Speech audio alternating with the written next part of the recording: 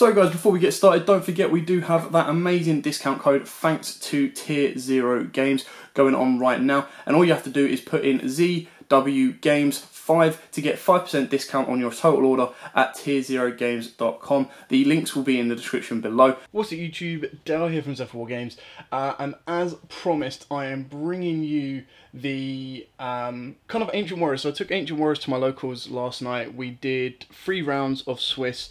And I'm going to show you, give you commentary over the matches that I had, explain the plays that I made, why I made them, and then at the end I'll show you the profile that I ran, and then talk you through some changes that I'm going to do. So in this series, what I'm going to try and attempt to do is, considering I get like 2 locals a week or 2 online locals a week, I'm going to take a different deck each week, and I'm going to show you the replays of the game for each day, and then take you through kind of where I went, what I did, and just trying to take a deck that you guys have voted for as high as possible. So this one actually did really well, and I had a lot of fun playing it.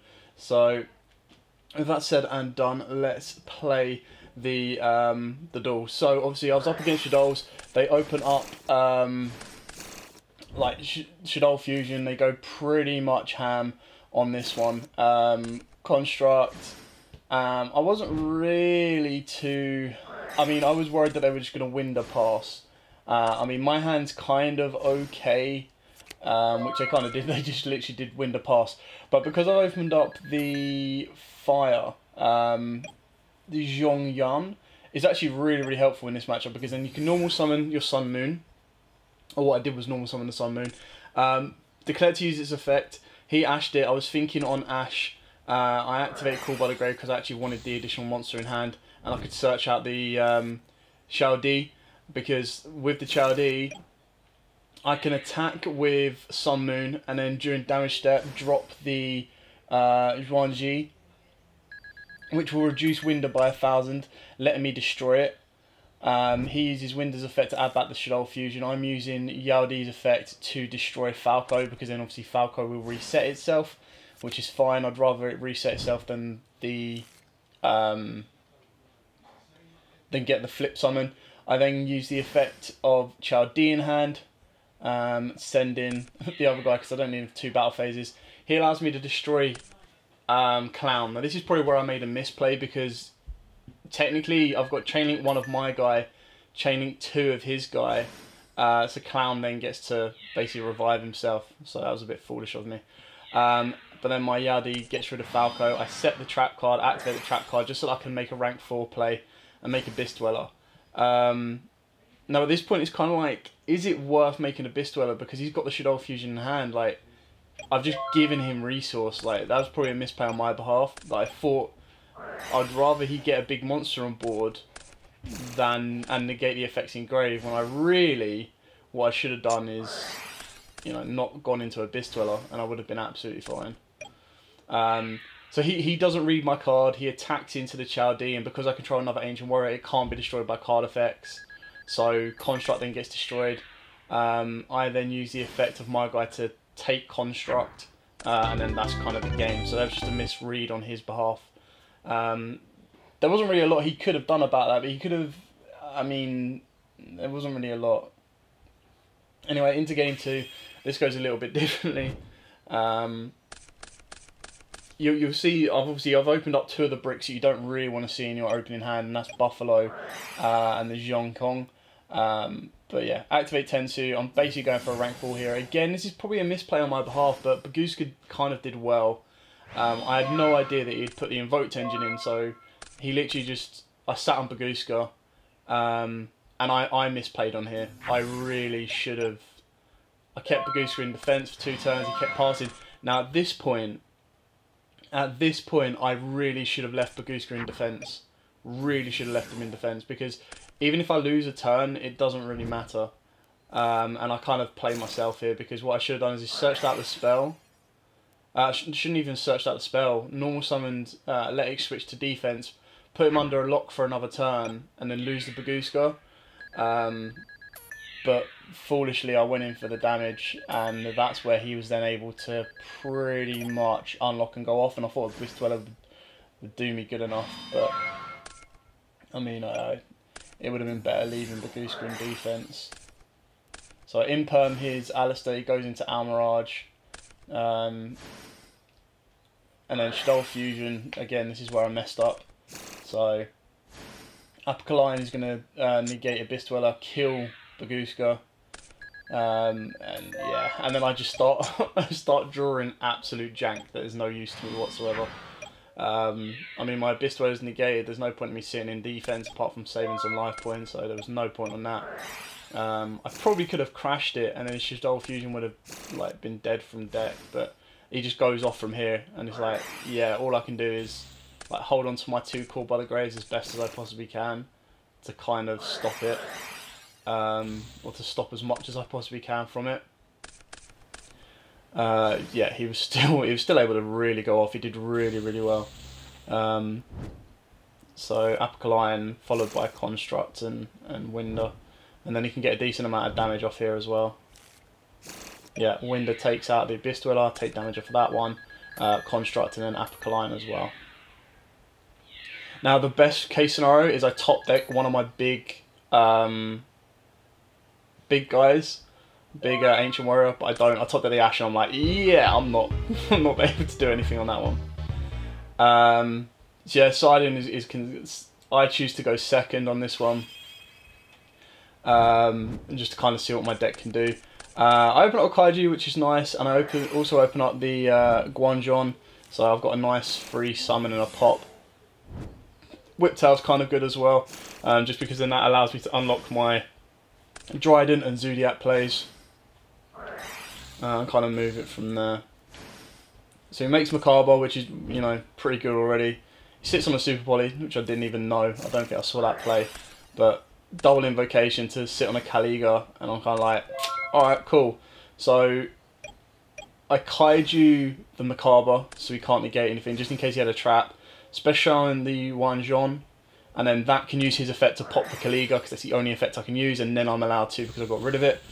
Desires for 10. Now, this one actually sucks. The 2 cards I draw are of no use to me whatsoever. Like, the only good thing is I got the Fora Blade, Ditch and Draw, but all my banish was quite high, to be honest. Effect to that to Ditch and Draw, 10 key to search, not really a lot more. This is just prepping myself for turn 2. Dryden to get rid of the Kaiju. Into Shaka 9. Shaka 9 detach, bring back the Fora Blade. And then Eagle, and then this is where I outdo myself. Like, I didn't even realise, I didn't look at the bloody time. So time gets called now, like literally just before I went into battle phase. It gets called while I bring back Buffalo. And I took too long thinking. I was trying to find another rank 4 play or moving play, and then time got called, and I was just like, oh, bro, it killed me. I would have had that game. So yeah, we had to end that one on a draw. I probably shouldn't have worried, like, just, I know we had the Alistair, but I had the Imperm, I had the Ash, I had the Call by the Grave as well, so I would have had enough to stop him on that, but yeah, that kind of faltered and didn't really work too well. Anyway, game 2. So game 2, this one, I actually learned a lot in this. So this is against Orcust. With the new cards, and Orcust are insane, but what I didn't realise is how bad a matchup Orcust are, because with Ding, the new Ding, it gives you a token, and as you can see, I've opened up Guanjon, so I can't special summon Guanjon because it's only if my opponent controls a monster. So because I got that token, the token's what's really screwed me in this straight away, like off the bat. I'm not worried about Galatea, I'm not really worried about the Crescendo. He kind of misplays because he doesn't know what the deck does, but I set one, activate my Sun Moon, not Sun Moon, sorry, my Lujion's effect, and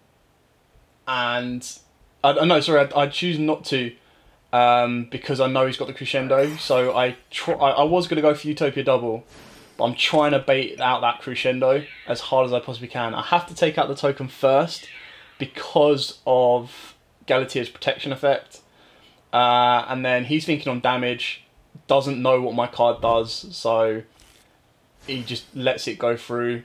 That kills the Gala. I then pop the trap. Probably should have left it, but I mean, I was kind of like, let's see how it goes. I got the draw off of Jean-Wei. Oh, I keep getting... There's so many, like, Lujan, there you go. There's so many, like, names that are so close together.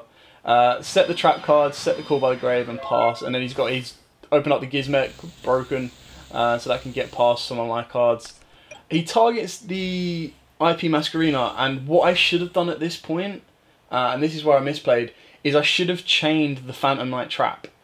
Because then if I chained the Phantom Knight Trap, what I could have done is used that as fodder, and then that would have let me keep Lujan and my Zhang Yon on board, and then Zhang Yong would have protected Lujan from being destroyed by battle. So it would have given me a little bit more protection, but I kind of misplayed on that one. Went into Unicorn to get rid of the Gizmek, ditching because he just wasn't useful to me anymore. Jet just starts, you know, Jet's normal summon is pretty good, works out quite well. And then he uses Nightmare on Jet, so I call by the wand, and then at this point, so he goes into Gala, he brings back the Jet, but obviously we let it go for a little bit, and then I look back at it and check.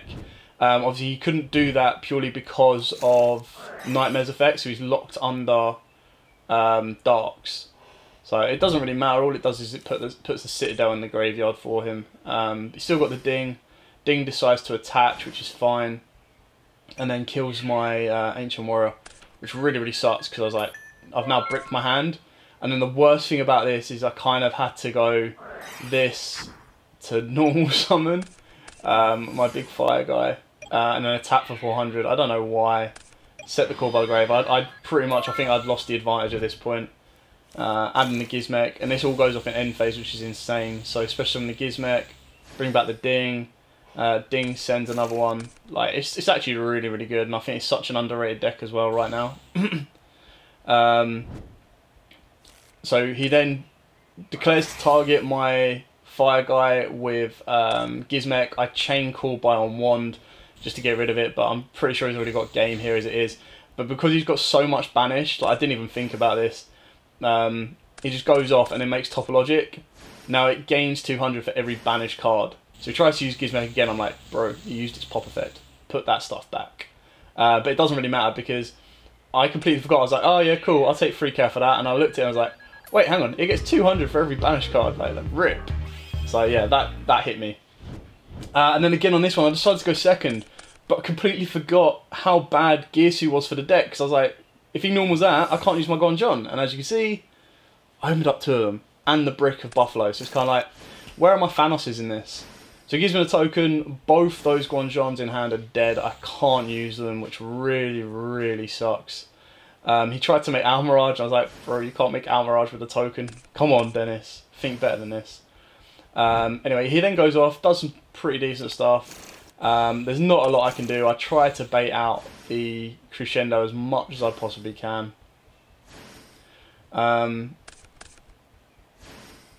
So I go into this, I use this just to get a summon, but I've got no lower levels that I can do anything with. I was like, I'll get Buffalo and Graveyard, let's use Baguska, let's just try and sit on a Baguska for a turn, let's see how this goes. I don't know why he gave me his token. I was like, why are you giving me your token, you fool? So yeah, it was really just to stop Ding, but there wasn't really a lot I needed to deal with. And then obviously Trispania gets rid of the Baguska, which is fine. And then in his main phase 2, he just gets to go off a little bit as well. That token is what really kills me. What really kills me. So I learned my lesson on this one. The Guanjons probably should have come out completely, but it's still such a good card. Like if you do get it on board, you're happy to go and kind of get your plays going from there. But it really is a disappointment on that one. Anyway, top deck the trap. Yeah, great, cool. Normal so on the Fire Blade. I can go into Trident. Trident just to, like, there's no point in me even trying to use Trident's effect this turn because Ding just protects it. Set the trap. And my plan was, so time got called. My plan was to hit the trap to trigger Zero Boros to try and banish, like at his point. Like at a certain point when he was like, okay, cool. I'm going to build up, I'm going to go in for game. And as long as he left that trap alone, I was going to flip the trap, trigger off the Zero Boros, clear the entire board. And then that would have left me with two young ones in hand. So yeah, I would have let him go further forward, but because he won game 1, he ended up winning that duel completely as well, which is kind of like, no! But yeah, like, I learned a lot from this. Anyway, on to the third and final game, and again, bloody Shaddolls. A different kind of build of Shaddolls. I think this is more pure Shaddoll build. He goes first, and I was like, I didn't even realise he was playing Shaddoll. I was like, what? And he normal summons this Spirit of the Full Wind. I was like, what is going on right now? And then he searches out Kleos, and I was like, no, what are you doing? Like, I don't even remember seeing anyone playing Kleos on this.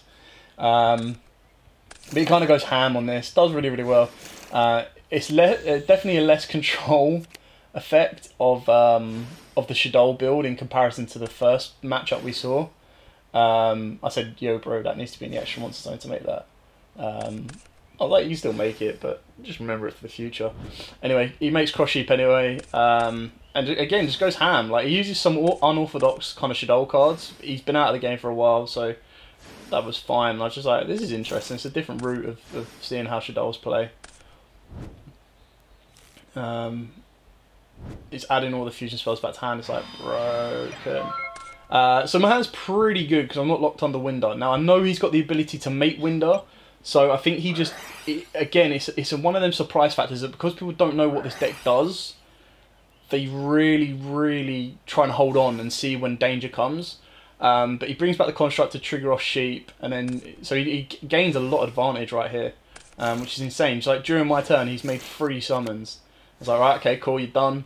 Special summon Juan, anything on that. Effect of the spell to add. Now I choose to add the Zhen Kong. Zhen Kong will then special summon himself because I want to try and get as many special summons as I can before he flips that quick play to make Winder. The worst thing, because he doesn't know what Zhen Kong does, is now that I've got the face up spell, I can negate his Shaddoll Fusion, which is great. So I activate Tensu for additional normal. I still haven't used my normal. So I use my additional to get Lu Zhang on board, which allows me to negate a Nibiru, should my opponent have that. So I negate that, which is fine. That then allows me to special summon my Zhu Gong from hand because of 3 visits was sent. And then I've got the ability, the reason I use my additional normal was because I want to get rid of this, get rid of the Tensu. So I decided to get rid of the Tensu for my Yugioh to search out the 3 visits. You can activate 3 visits again, but you can't use 3 visits effect. I set this Phantom Knight to Shade Brigadine.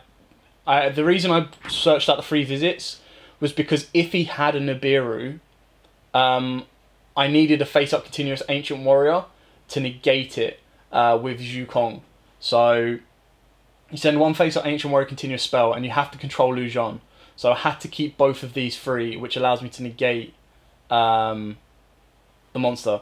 So then that just allowed me to go into Utopia Double for free. So even if he had Ash, I could have stopped it. And then, you know, Utopia Double, it was going to be game anyway, just crash over sheep. So moving on to game 2. So this is the final round anyway. Open up okay. He decides to go first. So Shaddoll Fusion. I'm always worried that it's just going to be a Winder pass. And unless you've got the combo of the fire with another Ancient Warrior, which I only play 1 of that fire, you can't really out it. So luckily I got the Gujan, so I'm going to imperm the bloody Winder, which means I can just go ham. Gujan is going to come down.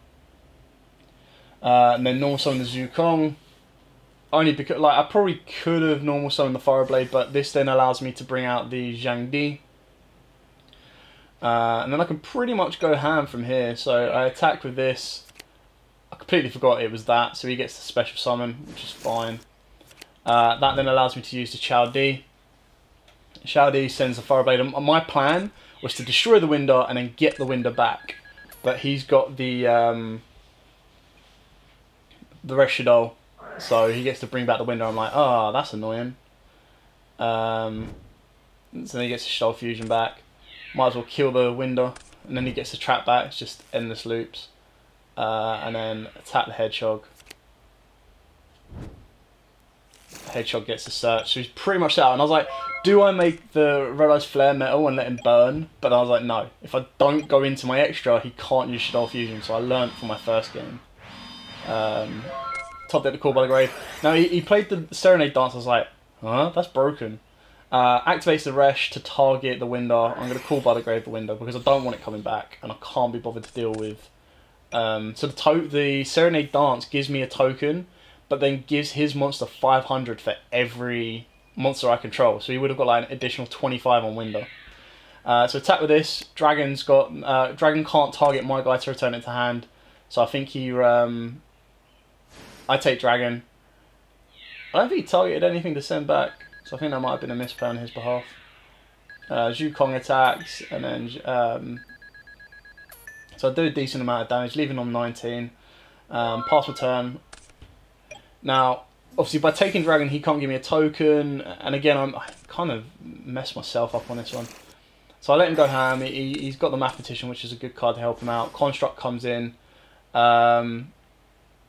Now, he couldn't give me a token. So we kind of ruled it that because he couldn't give me a token, he couldn't get the attack boost. He attacks my Zhang Di, which is fine. He gets destroyed. Attacks Dragon, which is fine. But now I've got 2 open spaces. So he can use the Resh to bring back, or El Shaddoll, and then that will give him a token. So this is where it gets really dangerous for me, because I was like, oh? So he does all of this, makes Shekhanaga, gives me a token. Shekhanaga goes up by like 2k. So it's now sitting on 46, which is mental. I can't get past it with what I've currently got in my hand. So like part of me was like, I guess I've got a Unicorn, but then because he added back the Resh Shaddoll, he's got a negate with Shek, because you just need to have a Shaddoll card in your hand. So I was like, alright, cool. I can't afford any of this to not go through, so I had to find a way of baiting out the Resh Shaddoll, or baiting out the Shekhanaga, because Shekhanaga is just going to powerhouse through my board. So I was like, alright, let's get rid of the token, let's get rid of that and make IP. IP into Unicorn. This is probably a misplay on this one. He was thinking on the IP, so he checked it, got rid of it. I was like, I probably should have just made Bowl Sword, but probably would have negated it anyway. Aerial, Construct, and just kind of goes off from here. And I'm really worried about the Shek, because it's just so powerful. He kills off my Yugioh, Guanzhong. I was like, alright, cool. This is not looking good to me. And then what I stupidly forgot to do is I was so worried about Shekhanaga. I was so concerned about getting rid of it. He set all of his cards, so I knew he couldn't negate an effect. I was so worried about getting it that I stupidly attacked Sheep for the draw when I should have just attacked Sheep with Shao Di and it would have been game. And I was like, alright, effective Yang to pop Shek to get rid of it. Uses El Shaddoll, that's fine. But then he gets Apocalypse, which can't be destroyed by battle. So I was like, oh, crap. Okay, cool. So I can't get past that either. And then he gets his Shaddoll Fusion back, draws one. Off of Beast, so I set one. And then time gets called. So, I mean, I had the Imperm, which would have shut off the Apocalypse, which would have been killed by that next turn, by the Chaldee next turn. Yeah, there was a lot of back and forth throughout all 3 duels. It was fun. I loved the day. Really fun to do. I'm gonna do it. I'm gonna play it again, I think, this weekend as well, just to kind of see where I can take it. Now let me find you the profile. So here is the Ancient Warrior build. As you can see, it's 44 cards. So this is literally only 44 cards because I'm in testing phase. Like, there's cards I want to take out. So we play triple Sun Moon and triple Lu Zhang. I mean, this is pretty much staple. Triple Guanzhong. Now, this can probably be cut down to 2. I wouldn't take it out of the main for 2, but on a side deck, it's one of the first cards you would swap out. We play 2 Zhu Gong. This is another card that I was seeing myself siding out consistently. The Zhang Di is great, but your opponent has to have more monsters than you do. And you saw in those matchups, it was very rare that my opponent ever had more monsters than, because by the time you get him on board, you're already on 3 monsters. So arguably you could take him out, and that's 1 less brick in your hand. 2 Kaijus worked. I only saw it once, did its job, but other than that, you could probably side these out. The Buffalo, you hate to see it. Absolutely sucks having it in your hand. The combo with this is you send it with Eagle, and then you just get a free level 4 back on your board that you can then use as rank 4 material. Whiptail and Fireblade alongside the Barrage, because they're the best kind of like Zodiac cards. Again, arguably, one thing that's missing in my extra deck is Tiger King, but I think you'd probably take out Barrage, take out the Fireblade, take out the Whiptail.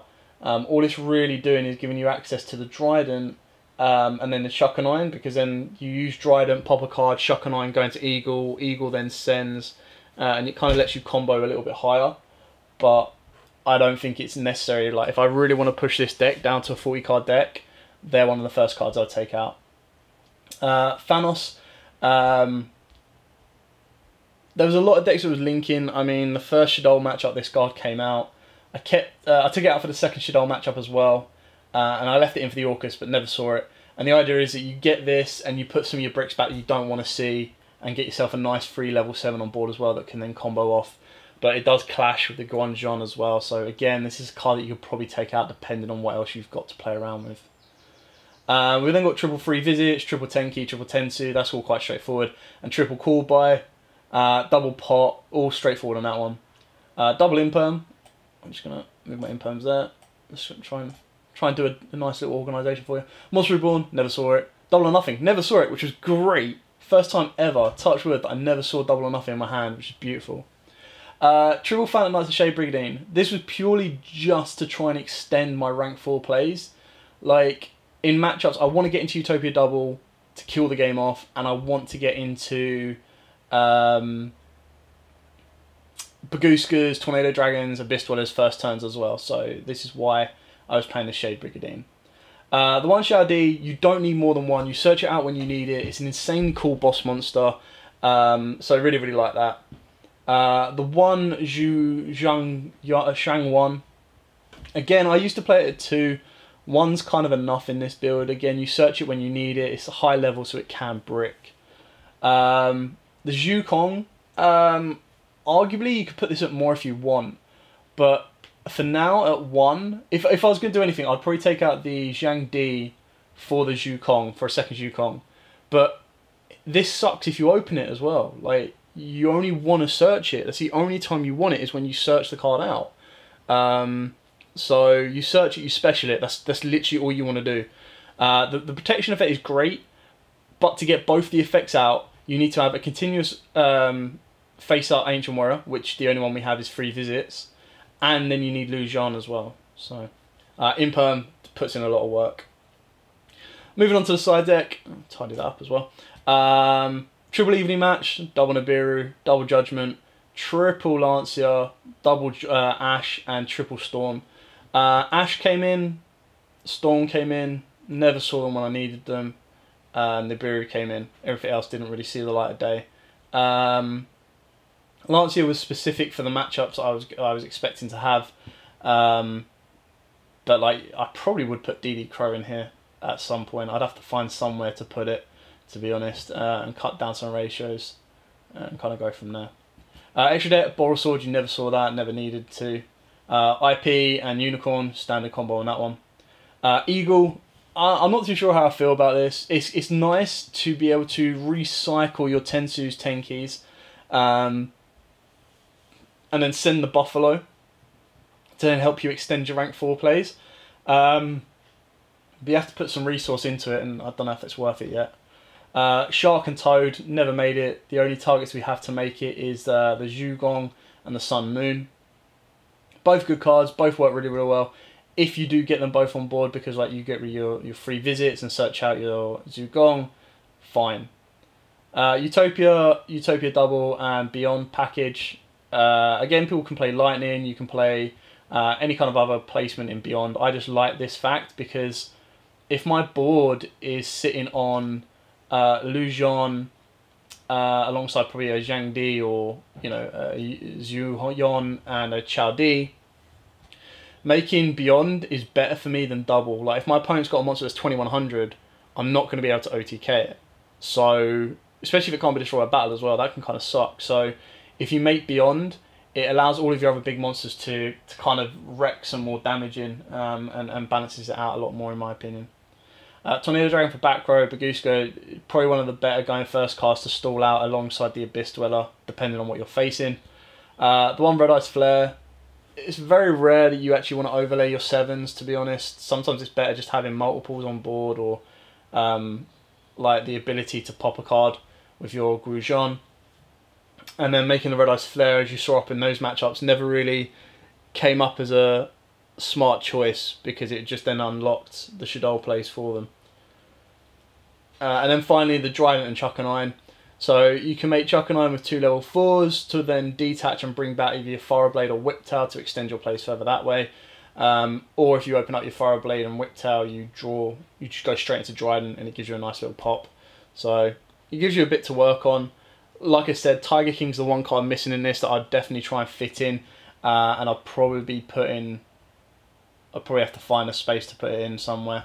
Probably get rid of the Toad Shark combo, or one of these kind of engines that you can kind of minimise down. Anyway, I know this is a long video, but I thought I wanted to give you like a full breakdown analysis to show you exactly how it went, and then I'll do it again. If you like this type of video, then smash the like button, and I'll bring more type of videos. So every time I do a locals, I bring you all the matches in one go, and then I'll bring you kind of like an analysis of the profile afterwards, just so you can kind of see how it went and where it went. And this profile isn't perfect, which is why it's not been properly profiled. It will be something that once I've adapted it, got better and changed it, then we can go from there. But if you do have any comments on it, or some tech cards, or something that you like to play around with it, just let me know. I'll adapt it and go from there. But for now, thanks for watching. Don't forget to like, comment, subscribe, share, and as always, guys, happy dueling.